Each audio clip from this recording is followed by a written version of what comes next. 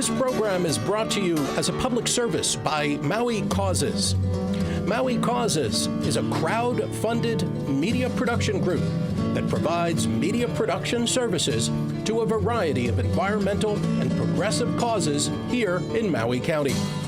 Visit us on the web at www.mauicauses.org. Welcome to another edition of Maui Causes. Hi, I'm Sam Small. Eternal thanks to Todd Swan and Sleepy John and the entire facility here at Akaku that affords us the opportunity to bring issues and ideas to you and your family that you're not likely to hear in other places. We are here to be a positive disruption. That is a necessary ingredient in a free democracy in terms of the local politics, but it's also relevant to just the way that our predominant culture works, the general flow of things, or as they may say today, the internet of everything. Because that taps into, a cultural mindset. And that cultural mindset is affected, there's this notion that the combination of language, thought, and behavior are three things that form the way that every one of us makes our choices on a daily basis and how we run our lives. And of course, how we run our lives and the choices that we make on a daily basis accumulate. We leave a wake behind us. And our society, has become, in a lot of ways, we hear that it's a disposable society. And that has evolved for a number of different reasons. A lot of them external. A lot of them business-oriented, because we are, as a culture, manipulated by the business forces around us. The market economy affects us. It affects all aspects of things here on Maui. Certainly, we talk about that a lot here on this show. Going back to the takeover 125 or so years ago, where the predominant culture was subverted in favor of business interests. And we live under that cloud of business interests here in Maui County. But as a culture, our Western society, our American culture also lives under a cloud. We're deficient in a couple of ways. And one of those things has to do with death. We leave that wake behind us, and it's an interesting, word, because what's missing in our society is an intimate connection to our own mortality. That creates an opportunity for this consumer culture to be enforced on us easily. That notion that there are 7 generations that need to be considered in every aspect of what a person does has vanished from our society. We have become a disposable society. So anything that brings awareness and an understanding to this actual function of death that's been sanitized from our lives, from elderly, you don't see elderly people on television. The culture has been washed of those very important aspects.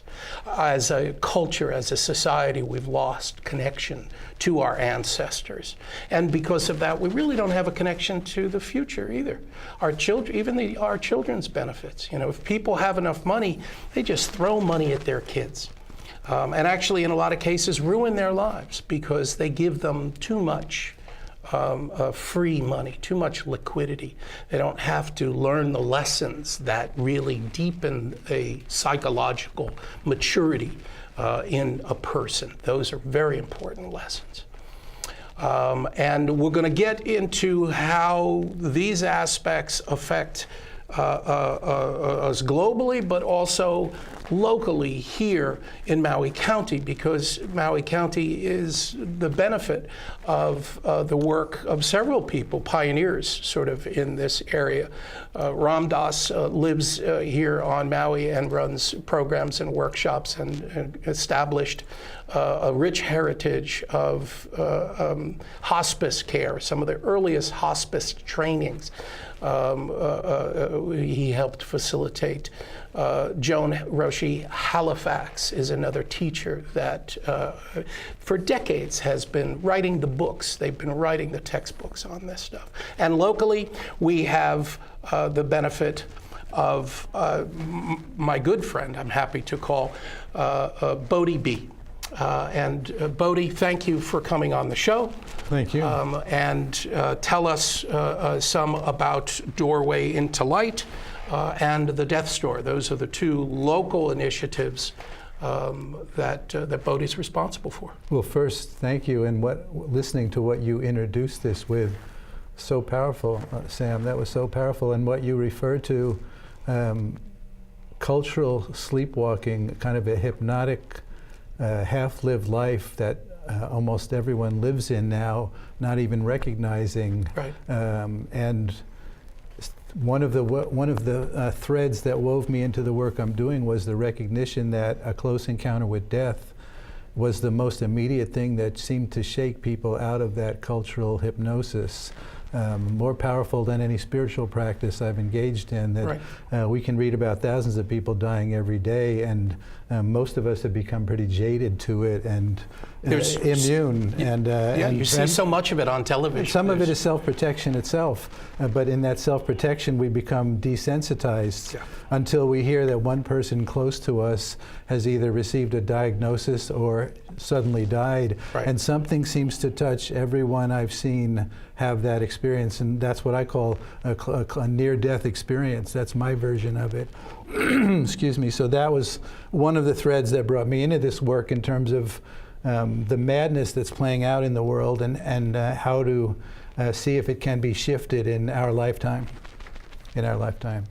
Well, thank you for being an anchor in the community to bring these issues.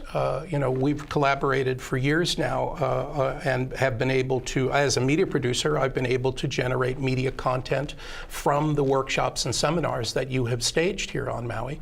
And we've been able to, bring these teachings and understandings, global. We have sales of the Dying into Love project that you and I collaborated with Ram Dass and Joan Halifax and others. I just met some folks in New York who have been studying that series. That thread, and as a hospice volunteer for a number of years, I started to see how people were dying, and that was a big learning experience. Most of us don't get to see how people are dying. Right. Most of us have not seen a dead body. The fact that was taken out of the village, out of village life, not just taken, but given away as we moved to cities. Yeah. We weren't caring for the dead. We didn't have a room for them, and we certainly didn't have a backyard to bury them in. And that's when the church burial ground happened, mm-hmm. and then the business burial ground happened, which is the model that's playing out right now. And I'll come back to that model because it's a very poor use of land. But we started Doorway into Light, and I wanted to bring more spiritual, emotional, educational, logistical support to the pieces that weren't being addressed either by the medical establishments or the churches. So then Ram Dass and I have teamed up organizing events really since 2006. Mm-hmm. In 2012, we started Hawaii's only nonprofit funeral home, mm-hmm. only certified green funeral home. Then I opened up. And that's Doorway into Light. Doorway into Light. And people can find that. You can find Doorway into Light. We're a green nonprofit funeral home, mostly doing direct burials, and now having done ocean burials, really since 2012. Mm-hmm. And I want to touch on ocean burials later and the work that you had to do in the state and the county to be able to do an ocean burial legally. We'll talk about that later. And again, we're talking about burying the body in the ocean, the full body. So then we opened up the Death Store because I started making caskets. I make these beautiful pine box caskets and sell them for a third of what the particle board caskets at the funeral homes are charging. Mm-hmm. and I don't use toxic glues or no metal. No, the amount of metal and glue and concrete and plastic and embalming fluids that have gone into cemeteries is horrendous. Sure. In fact, there's an article in the New York Times today about all the garbage in buried in the land. And that's an important topic. It is. I just saw The Story of Stuff. Remember that video? Mm-hmm. And every kid in every school ought to watch The Story of Stuff to see the linear thing. So then I started making caskets. I became a funeral director in Hawaii, and I was doing counseling and opened up the Death Store. Which is where? Which is on West Kuiaha Road in Haiku. We're open every Saturday and by appointment. And what services are available through the Death Store? The Death Store is we call it a community educational resource center and store. So along with ecologically sane caskets and beautiful urns, a lot of them locally crafted urns. There's a bookstore, there's a lending library, there's a reference library, there's free counseling and education and support. We have a booklet we've come out with. Everything, pretty much everything you'd need to know in case you might die one day or in case you're dead one day. Very, very factual, legal forms, information you'd want to know about before your family had to find you dead or something like that. And those aspects are very important on a very personal family level. Very much so. Because if you don't have your advanced directive, if you haven't gone the distance to talk to your family about what your last wishes are, and actually, write up some of these, simple documents that can memorialize and legalize your desires, then your entire situation is tremendously vulnerable, because you could be driving down, the Hana Highway, and, some tourist is on their cell phone and plows right into you, and bam, you would be dead. What would your family do if that happened? What would happen to your loved ones? What would happen to your estate? Or, for instance, if you took sick and suddenly were, diagnosed with a rapid form of cancer, and you only had, 6 months. How is your care? Would you want to be hooked up to tubes and, have aggressive things done to your body? Or would you rather, pass peacefully? If you don't have that in writing, then your entire life is vulnerable to the commercial forces that will extract as much money out of you before you're dead. And then they will let you die. That's what happens in hospitals. It's what happens in the system. The system is designed to extract wealth out of your pocket. But coming back to Please. I'm teaching at the college right now over here on Maui, and I'll offer it again in March. And we're going through all of the logistical pieces as well as the psychological piece in terms of, is there any value in preparing for death? And certainly in terms of how, if you, I ask people, how many people know they're going to die and they don't know when? Everybody raises their hand and looks at me like, what are you, stupid? Everybody knows that. But the fact of the matter is, it looks to me like hardly anybody knows that. A lot of people know that in their head, right. But whether they live that truth, I mean, we're going to die and we don't know when could be the most known thing there is for us humans. And the most ignored. The most known and the least known or talked about or right. educated about. Right. So then I say, look around you. How many people do you see living like that's true? Because you can look around and you go, clearly these people that are doing what they're doing are not aware of the fact that they're going to die and they don't know when. They'd be doing something different. Well, that's I've heard and you if ask. their kids were going to die and we don't know when, and their right. parents are going to die, and and if you know you're going to die and you don't know when, it changes your life. Yes. It changes your life, and it breaks you out of this cultural hypnosis that, yes, business would like us to continue to be good shoppers. And death really breaks into it too, because usually an awareness of death usually doesn't make you want to shop more. I think what I see is it makes you want to shop less and use your time loving your family and being in your community and all the things that are very important to you what is really important to you. It's not stuff. You know it's not. Everybody knows that by now.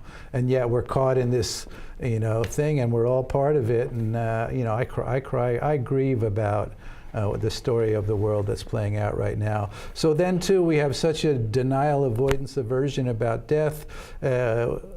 We're screwed up, I think. We don't live fully. Right. 400 people on the average die every day in an accident. Mm-hmm. And that's just another factoid that people go, oh, that's interesting. 400 people go to bed tonight and they don't know tomorrow they're going to be dead in an accident. They were doing everything right, blah, blah, and then tomorrow they die in an accident. Right. And tomorrow night the same thing and the same thing, 400 right. people every day. And when we hear that, we go, that's an interesting piece of information, but that's not about us. Doesn't connect to me. It's about other people. Right. So then I say, I have bad news for you. I've spoken with other people. They don't think it's them either.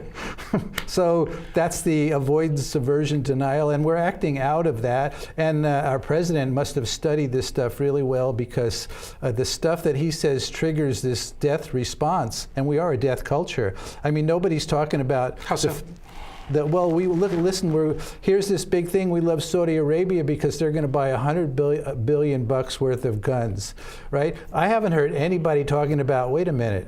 We have a country that's a friend of ours because they buy more weapons, more things that kill people, right. and we sell more than anyone in the world. Right. And we compete with Russia and China to sell the most things that kill people in the world. Right. And on and on and on. And so we are a death culture, and so it goes into the shadow. In the Star Wars context, we are the Empire.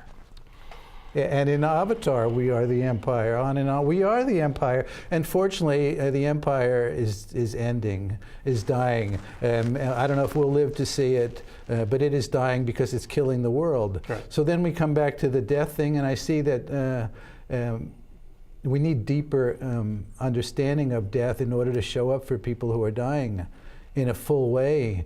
Because it's not just the body's dying, and it's not just a medical and psychological event. It's a very deep and powerful and spiritual event.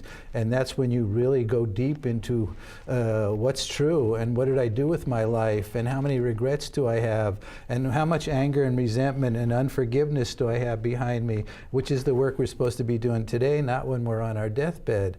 And so then, how to deeply care for people who are dying, and how to use the fact that we're going to die one day to become more kind and present and caring and socially conscious and active people, engaged people. Right. We don't have a lot of time. You ask people, I hear, when they think they start to die. And what kind of responses do you get? Well, the most common response is when you're born, and I used to think that myself, and I don't think that anymore. In fact, I think it does a disservice to dying people to say, well, we're all dying, what's the big deal? Right. Yeah, you're dying, but so is everybody. And I'll say where that came from, or at least where I think it came from. There are Buddhist teachings that say all sentient beings are dying. We're all dying from birth on. You'd never go up to a brand new mother and say, that's a beautiful baby. Too bad it already started to die. One, you wouldn't say it, and two, it's not true. But also we have this Western notion that we're a machine. In terms of how the medical establishment relates to us, we're a machine. And when the liver's broken, put in a new liver. And when the heart's broken, put in a new heart. And it's all piecemeal. It's like oil change and lube, kind of, fix the carburetor. And that's not who we are. But the view of us as a machine, of course, would mean once we drive out of the lot, we're going down. We're wearing out. We're dying. Using it up. And it's just not, but I didn't know that was true. I was under that Buddhist teaching, we're all dying, until I started sitting with people. That's aging. There's a difference between aging and what we would classify as actively dying. We could spend a whole hour at least just on the aging elder part, because you touched on it a little bit. Mm-hmm. But I'll come back to this. So people who are actively dying. Actively dying. Well, what does actively dying mean? And those people were doing something I'm not doing, clearly. Like? Well, that's a very good question. Like what? and I ask people to think about it. What exactly are actively people doing in their deathbed where maybe they're going to die today or this week or that you're even, not doing? Or even 6 months. Or 6 months. Even some people have there are many people that go through a dying process that could last a year or more. Oh no, people are dying for years now. When the medicine keeps them on the edge. Well, not only that, but the intensive care unit, which was established in the 50s, I think, was mainly for accidents, right. And heart attacks. Right. Catastrophic Now events. people are dying from cancer and heart disease and diabetes and Alzheimer's and dementia, all of which are diseases that can kill you over years. So you're not being suddenly killed by, so it's that not because of the medical system, that's another story. Yes, the medical system is now prolonging people, I would say oftentimes long past when they ought to be dead. Right. That would be like the Rockefellers and the Rothschilds and some of those. No, that's a lot of people that that are in Maui Memorial Hospital that want their family to stay alive no matter what, and keep trying the next experiment, and keep trying the next radiation treatment and the new experimental drug. That's because everybody wants to, most everybody I run into wants to be alive, and most every family member wants that person to be alive. So we're pushing that medical thing as much as it's becoming the nightmare, or has become many cases nightmare scenarios, but we're pushing that technology because we're afraid to die. And in fact, the dying part, I find that people are at least as afraid of the dying part than the dead part. The dead part is okay, it's the big unknown, and depending on how you relate to that, you're either comfortable with it or you're looking forward to it or you're afraid of it. But the dying part, most everybody is terrified of this dying part. Of the process of dying. Of engaging in their dying rather than backing into their dying, or I'm not dying, I'm not dying, I'm not dying, or I'm going to live as normal a life as possible while I'm dying, blah, blah, blah, instead of recognizing dying itself as a time in life to actively engage in, I'm coming to the end of this particular chapter, rather than I'm going to keep going because we're all dying. And that is a huge disservice when somebody says, oh, we're all dying. It basically devalues what dying asks of us in terms of completing our life and coming to clarity and good feeling about our lives. And most of the suffering I see when people are dying is around the life they did and didn't live. Right. So. And a lot of this comes to play not necessarily in our own dying. A lot of this comes to play in the deaths of our elders, our parents. My experience of both of my parents, transitions, becoming ill or just aging into it. Their bodies just eventually wore out. But it became a broad period of time. With my mom, it was a 4-year process. We moved her here to Maui, and 2 of those years living in our own home, where we were the primary caregivers to her through her dying process, was tremendously intimate. It was wonderful to be able to experience that with her. Bittersweet, in all of those benchmark moments as her physical body deteriorated and her capabilities and her ability to handle any aspect of her own life began to be less and less and less.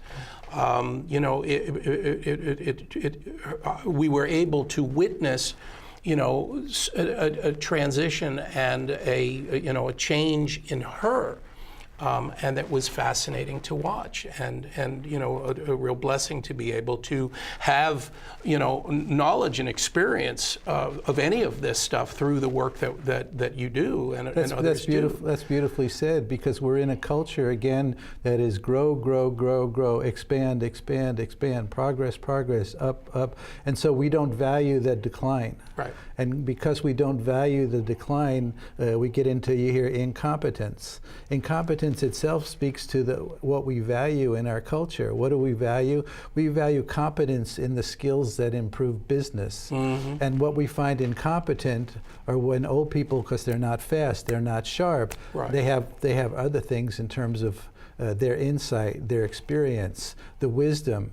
Connecting the dots. You don't become an elder just by becoming old. Right. And that's a whole other conversation, because we've been quite short on elders We're an elderless culture for the most part. We're a youth-driven culture, and it's killing the world. But it lines up with this right to die thing, which we can come back to, because if we don't see any value in old people or the decline, and we sure don't see any value in the dying piece. Like when I ask that same group of people, what's your perfect death? Most people will say, in my sleep. Which is skipping the dying part. Right. That's going from being alive to being dead. We want to skip the dying part. Other people say, no, I wouldn't want to die that way. I want to have time to say goodbye, to complete my life, to come to terms with myself and my community. So people, but for the most part, die in my sleep, which again isn't dying, right? You could be killed by cancer, but that's not the same as dying is an active verb. You die. It's a process. Right? You go swimming, you die. It's the same thing, right? And you either engage in it or you avoid it and be in denial of the fact that it's happening, or you live blah-de-blah, as normal a life as possible. So I'm out there teaching and educating. I lead a great training in April that people now from around the world are coming to. We're up to the 3rd annual. I teach people the spiritual, emotional, psychological, and logistical care of dying people. So nurses and doctors and chaplains and social workers and lay people that just want to know what to do when mom starts Family dying. members, yeah, sure. There's more to our show in just a moment. This program is brought to you as a public service by Maui Causes. Maui Causes is a crowd-funded media production group that provides media production services to a variety of environmental and progressive causes here in Maui County.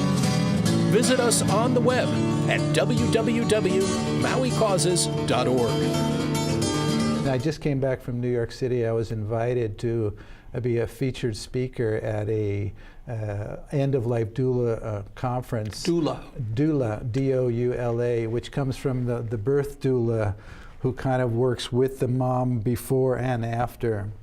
And so the end-of-life doula seems to be the term. And this was a whole conference about actually integrating what is emerging as a real movement, because most of the people that attended this conference were nurses or hospice nurses wanting to expand and maybe get out of the system, so to speak. the medical aspect of it. But this conference was about how to integrate it into hospital and hospice settings. Fabulous. You know, and basically to help people turn it into a livelihood. Right. So it was great to see New York. I rocked the conference. Here I am, a Maui boy, wondering how I'll do in the big city, and it was great to see that I rocked it. And interesting, just to touch on New York City, I grew up there and spent my first 20 years there. Yeah, me too. And so now to be gone, I visited a couple of times, but I've been on Maui for 43 years. And I'm way too my nervous system was way too sensitive, and not only that, I got to see how the fact that my body viscerally reacted to it. Yeah. Riding the subways and crowded subway cars in the mornings, and seeing just how desensitizing and dehumanizing the whole thing is. Yeah. And there's so much, you can't hardly see the sky. You don't know where the moon is. You don't see stars. You hardly know where the sun is. You have to go on TV to see what the weather is. It's a very New different York, lifestyle. So coming back here, and there's so much green, and we're just so fortunate while there is still so much green before it gets turned into rich people's homes. So I also, what else do I do? I go into churches, I go into Kiwanis clubs and Rotary clubs and speak, and I work with a group called Nakeki o Emilia with Brooke Brown, and I facilitate a grief group now in Baldwin High School. And these kids come voluntarily, and they've had somebody close to them die in the last whatever. Right. And so I facilitate that group. And how can people find out more about that? Well, you'd need to go to Baldwin High, but certainly if your kid goes to Baldwin High, find out, talk to the social worker, talk to the principal. You think it would be good for your kid. I'm sure there are more kids in that high school that are grieving the death of someone than who are coming to this group. Sure. There were 14 kids, and it was a very beautiful, deep group. Great work. The name of it again? Nakeki o Emilia, which is the organization that trained with me, all nonprofit. We do it for free. Right. And is there a facilitator within the school system for that? There's the social worker, but but the social worker is just trained to the degree that the because social workers are trained for every issue, right. And death is a different issue than every issue. Right. So the school principal would be the go-to person if a parent wanted to engage, sure. See if their kid could be engaged in this program.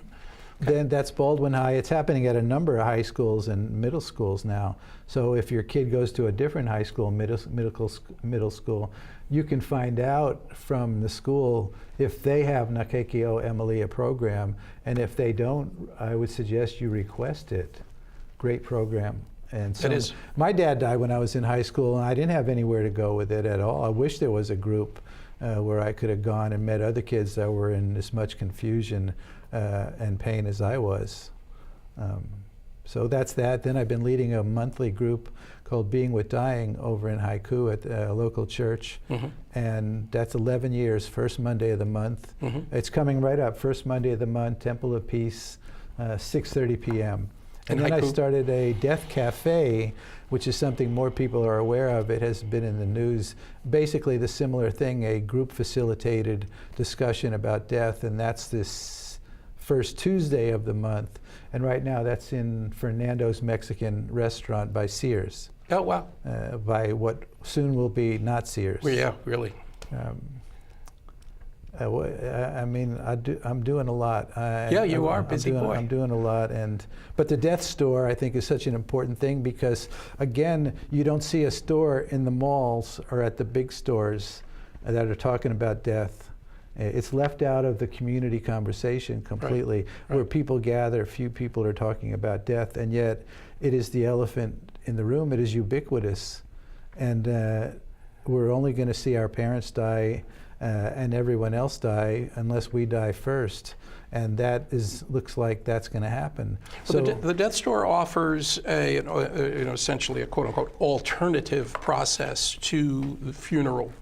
Most people, I don't think most people understand that embalming and our funeral process today in a funeral home is a very recent thing. Well, embalmings, I was in a museum in New York, and those pharaohs were filled with jewels and oils. But those were the pharaohs. The current embalming practice. So Doorway into Light. Let's talk about the funeral home, and we do green burials, which means we can bury people in a cardboard box in the ground. Right. Again, because so much metal and tropical hardwoods and concrete and plastic. Well, and the formaldehyde Formaldehyde now is the active ingredient. Formalin is a known carcinogen. Right. And we put in 1 million gallons a year, more or less, into the earth. Right. Which in Europe they've outlawed in some countries because it gets in the groundwater. We're killing ourselves. We are the terrorists. Right. What we're doing, and so embalming itself is a very barbaric practice. If you watched Grandma getting embalmed, you'd never let it happen again because it's not just this cosmetic thing. It's a very barbaric. I won't get into it, but it's physically barbaric in order to make your body preserved. When in fact we have viewings of dead people that have been dead days, sometimes a week or two. They've been refrigerated the whole time, and they look absolutely beautiful and mostly normal. And embalmed bodies tend to look like somebody else, even a good job. And again, it's our avoidance and denial of the fact that Grandma died and she's not just sleeping. Well, but I also understand, and correct me if I'm wrong, that the modern practice of embalming was something that was adopted in the Civil War to be able to facilitate the return of a dead soldier's body to their family back in the North. That this practice of preserving the body really became popular. There were so many dead soldiers on the battlefield, and they were all young kids mostly, right? And in order to get them back to the family, that's when embalming came to America. That's when the funeral business came to America, because clearly mom and pop weren't going to embalm their kid. Right. Abraham Lincoln apparently was like the poster child. He was driven around on a train so everybody could see Abe Lincoln, and he was the first embalmed body most people had ever seen. Right. And then, of course, in America, if you can turn it into a lucrative money operation, there are two big corporations now that are basically eating up funeral homes. And that's even happened here in Hawaii, and it's even happened here on Maui. So most funeral homes are no longer sort of a mom and pop operation. I don't know about most, but there's still plenty mom and pop funeral homes. Good. And now that cremation is in the vogue, they're not raking it in like they might have been when they could add all these services to your burial. But cremation is a lower cost alternative. Which is why most people are choosing cremation, because it's less costly. Right. It's a very toxic practice and energy consuming practice, and I'm trying to educate. Cremation. Yeah, a lot of heavy metals, a lot of fuel. A lot of fuel. If you add up all the fuel, I have all that information at our store. In fact, our store is a lot about education for people to educate themselves and for people to get support. Is cremation overall then? Is cremation? It's a toxic practice. It is a toxic And people practice. that are concerned about what their last footprint is recognize that, gee, cremation isn't really the way to go. So what is the way to go? Next question. We're working on a model that's called the conservation burial ground. What does that look like? The current model, for example, you see out on Hana Highway, is acres of land taken out of the public commons forever, for one single purpose: gravestones, et cetera, right? Right. 1 million acres of land in America gone for one single purpose, taken out of our commons. The conservation burial ground is about using a cemetery to create open space, to help protect land. And so our model... But it's still accessible. So the economic engine of the cemetery to fund maintaining and protecting open space. So then some of it is accessible, right. Some of it is kept open as greenway public space. Right. And what we've done with that model is to add a park, a dog park, picnic areas, farming, agriculture. So it's not just a cemetery, it's a multi-purpose, multifunctional. Multi-purpose community space, right? Multi-purpose for the living and the dead. Right. And it's a great, we've been talking about this avoidance, aversion, and denial, and this is about integrating the living and the dead. And one of the reasons, and it took me a while to discover this, but one of the reasons why people choose cremation in America, not necessarily in Hawaii, but in America, people move away every 5 years on the average. They move to a different home, to a different neighborhood, to a different state, right? And so people have lost contact with either where their people are buried or the relationship of going to where your people are buried, right? I mean, we live in a state where the Hawaiians are very aware of where their people are buried. Yeah, sure. Very important to them. Very and for most Americans, we've lost the value of that relationship. Right. And it took me doing burials. I've been doing, most of my burials are up at the Makwa nonprofit cemetery next to the Veterans Cemetery. And sitting there and with recently buried people and walking around cemeteries, I recognize that we have lost something or robbed ourselves of the beauty of, like you said, we've lost touch with the ancestors. Yeah. And this is one of the ways to stay connected. Here we're coming up on Halloween. Day of the Dead is not some superstitious thing. It's about recognizing that the ancestors are present, and in fact they need us to feed them. And and whatever food we bring to a grave is symbolic of we are feeding them, we are paying attention to them, we are saying their names, and on and on. And so many cultures recognize that the dead are not gone, right. And oftentimes they need our help. Right. We don't have a understanding of the dead in this Western Christianized culture. And, you know, with that Western Christianized, you know, influence taking over the Hawaiian Islands, it has, you know, robbed the Hawaiians of their cultural practice, of that deep understanding and respect for the bones of their ancestors. You know, I've spoken to several Hawaiians that, you know, realize that when they walk around Wailuku and they see concrete buildings, that, you know, what's in that concrete is the sand that, you know, was extracted. You know, as you leave Kahului and go up towards Wailuku, there used to be huge sand dunes there, and you know, so much of that sand has been removed.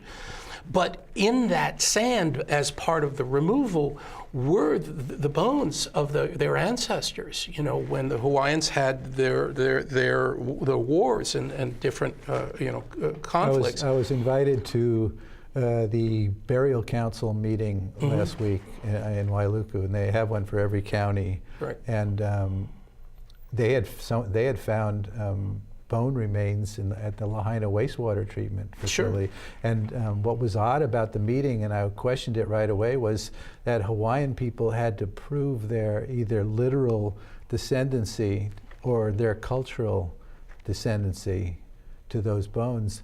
And I understood why on the literal descendancy made sense, that you had to prove that that was your father's father's father or whatever it was. Right. But the cultural descendancy, that was my auntie's aunt or something, I thought, well, if a Hawaiian would come down and spend hours at one of these meetings to claim cultural descendancy, why wouldn't that just be a slam dunk? Here, how would you like to handle the bones of your people, right, instead of all the, you know, the roadblocks? Which comes back, you asked me about home burial, and I've been trying for a couple of years to get the state health department, the state planning commission, and the county planning commission on the same page in order to simplify people being able to be buried in their own backyards, which is legal in most places on Maui, but it is. It is in most places on Maui, but I still haven't. So, because people come to me and say, I want to have a home burial. We own the land. Right. Okay. Do you understand that if the land ever gets sold, anyone who buys it knows that your family forever can come visit your graves. And that's sometimes why people don't want to do it.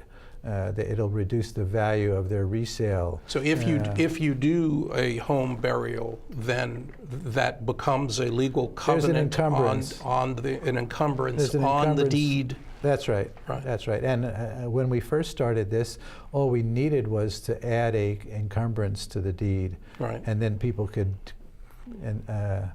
But now there's the.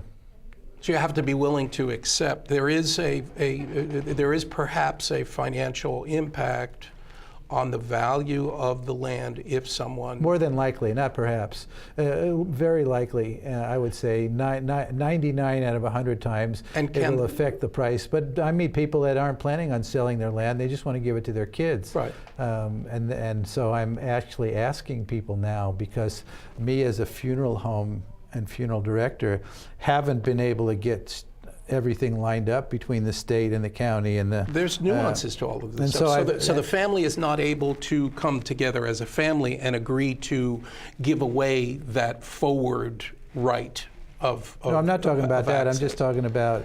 so now I've asked family members that are interested to call the state, call the county, call the Department of Health, so that we can get a streamlined process for many people that want to be buried in their backyards. As far as people agreeing to create a family burial plot, the person that owns the land and is on the deed is legally in their right to create a family burial ground on most land on Maui.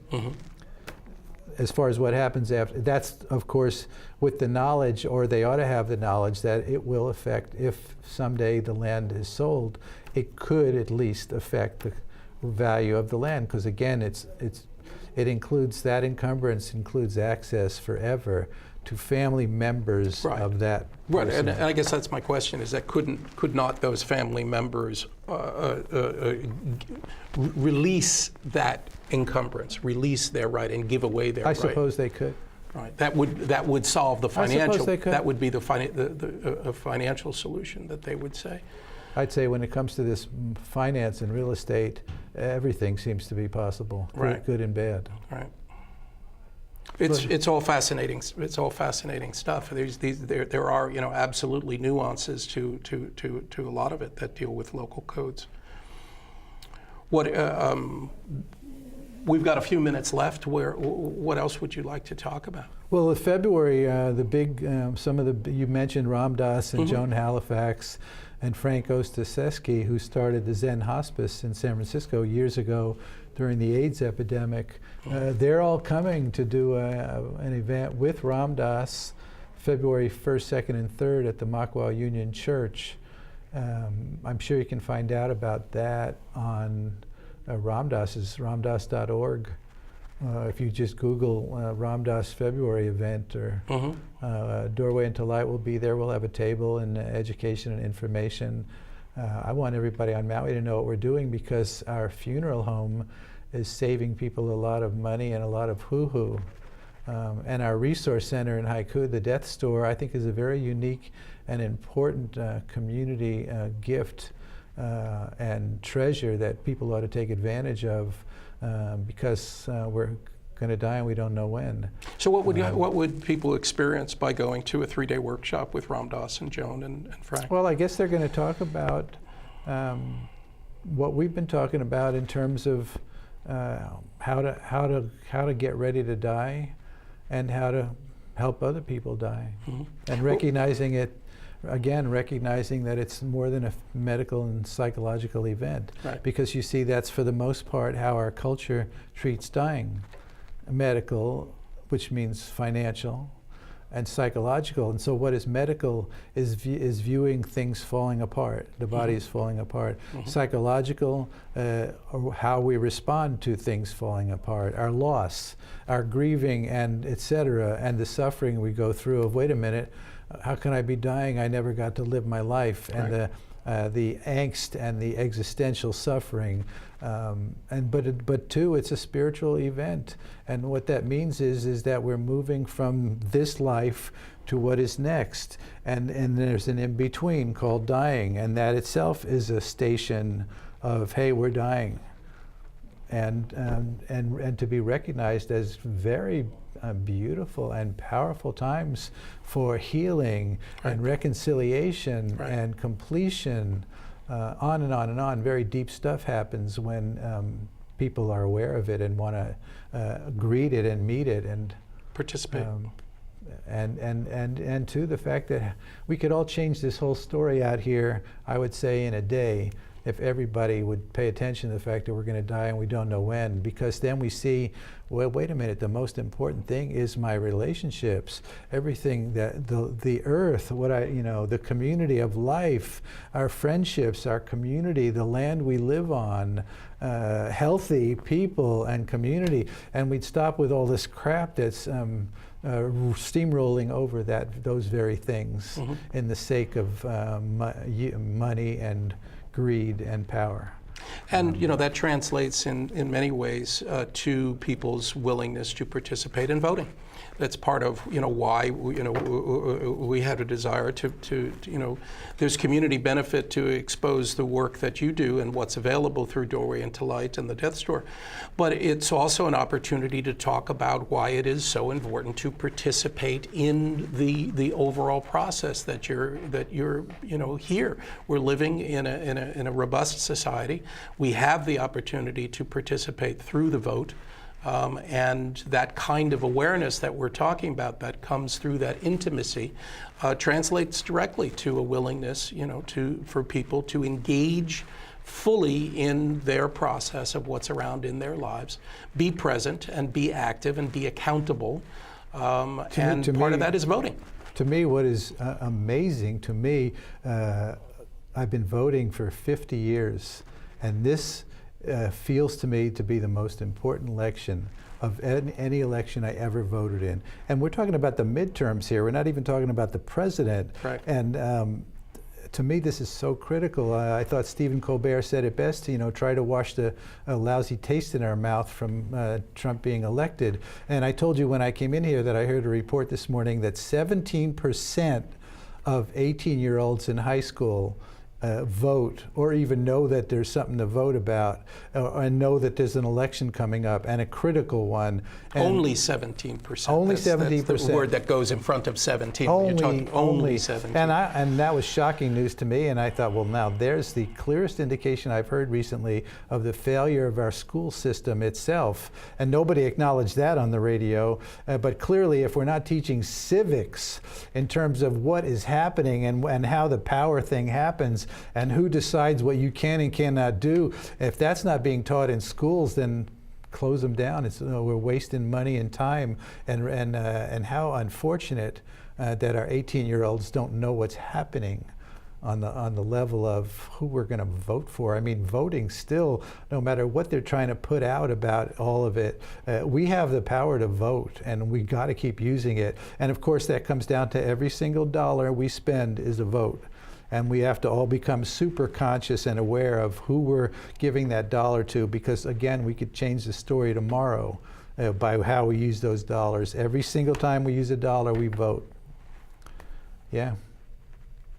Big time. Yep. Big time. Is. I mean, so much to me, the death thing, we're watching the world dying. We are watching the world dying.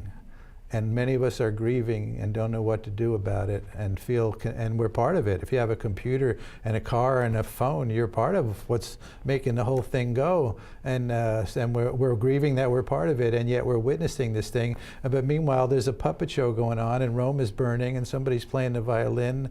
And so in a sense, some of my work is about, hey, look, folks, the world may be dying, and we may be witnessing the end of the world in terms of the earth itself, and it'll survive, and maybe humans need to go, but clearly everybody's waiting for, I think everybody's collectively holding their breath into what's next.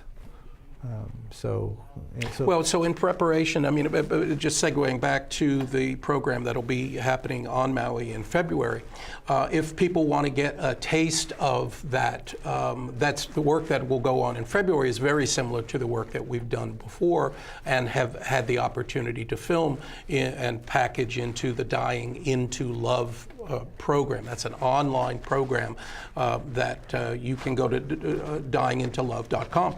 And people can access video content that is very educational. When Ramdas and I brought Joan Halifax and Dale Borglum, and we had a number of events here. We had three events that you and I did, and there's hours and hours of video that has been packaged. It's a very instructional for family members who are attending to their loved ones who are dying.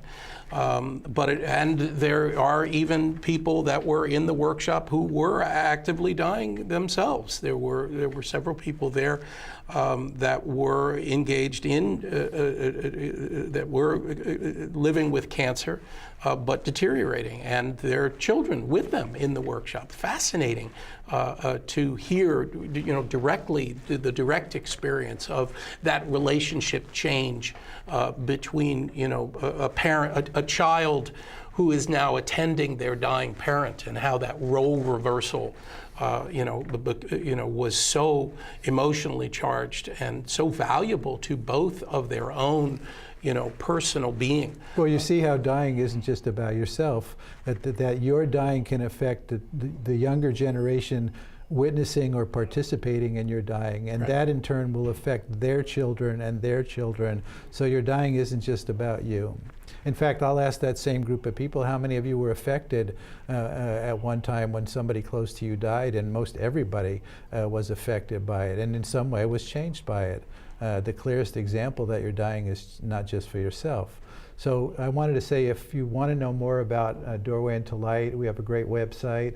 Our April event will fill up, and I'd love more Maui people to attend our 5-day. People come from all over the world. Ramdas will be there, Leohu Ryder will be there, and I bring in some other presenters from the mainland, and it's a powerful event. So if you think one day you might be caring for someone who's dying, or want to be more educated about your own eventual dying, or you're just curious, or you work in these fields, nurses and doctors, etc., come.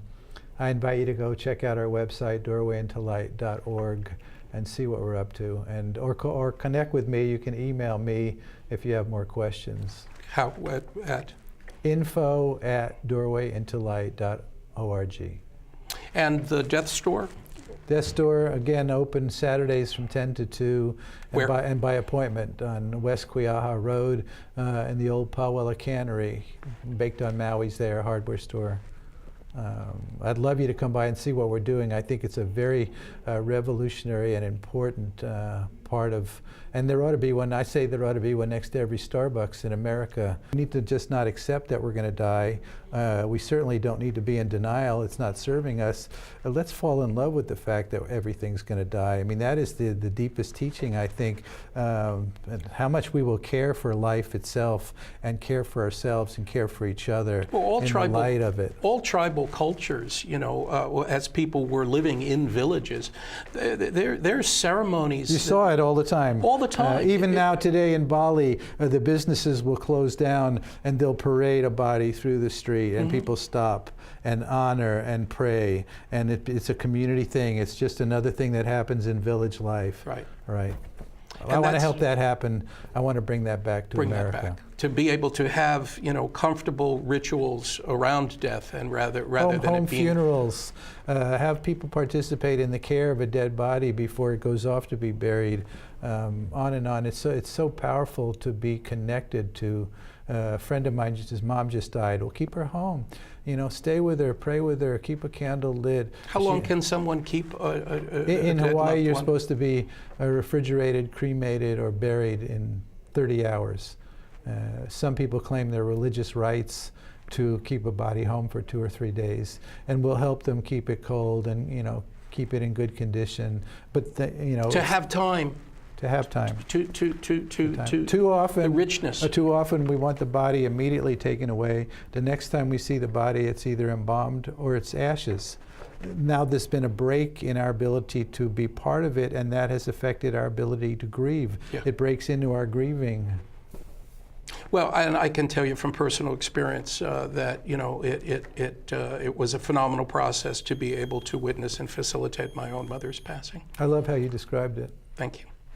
Thank you, Bodhi, and thank you all for participating in our show. I'm Sam Small, and join us again on Maui Causes. This program is brought to you as a public service by Maui Causes.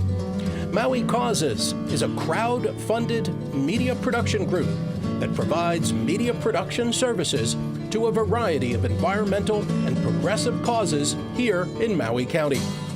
Visit us on the web at www.mauicauses.org.